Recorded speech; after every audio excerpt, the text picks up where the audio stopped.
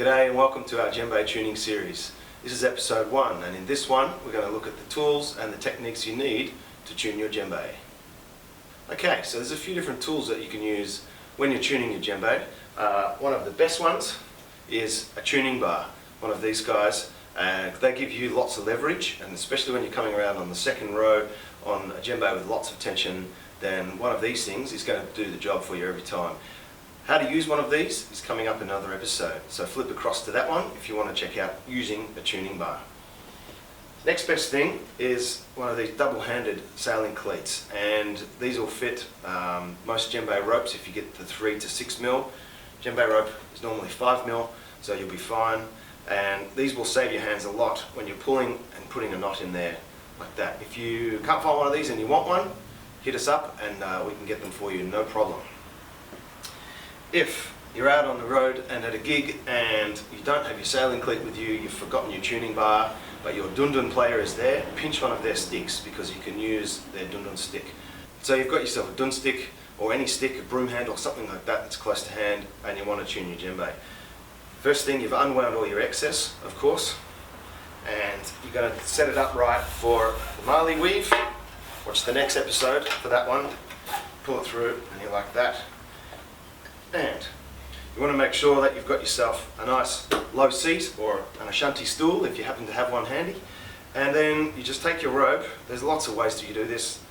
The way I would do it, wrap it around one side like that, and then you go around the other way like that.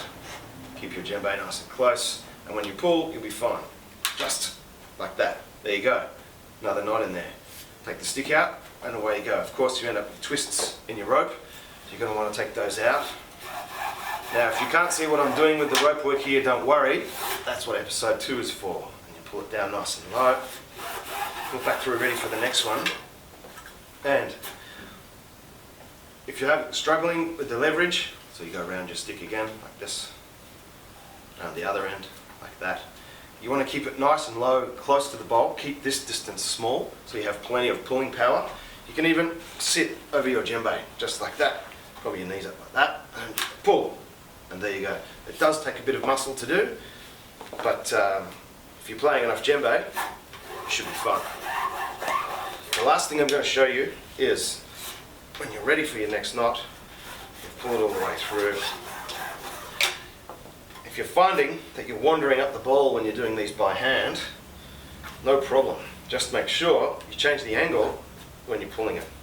So if you need to, slide your drum out like that, push your Ashanti stool out the way, and get your feet underneath the bowl like this. This is great for pulling the excess down if it's sitting too high. And you pull like that. You can see this is already starting this knot off lower.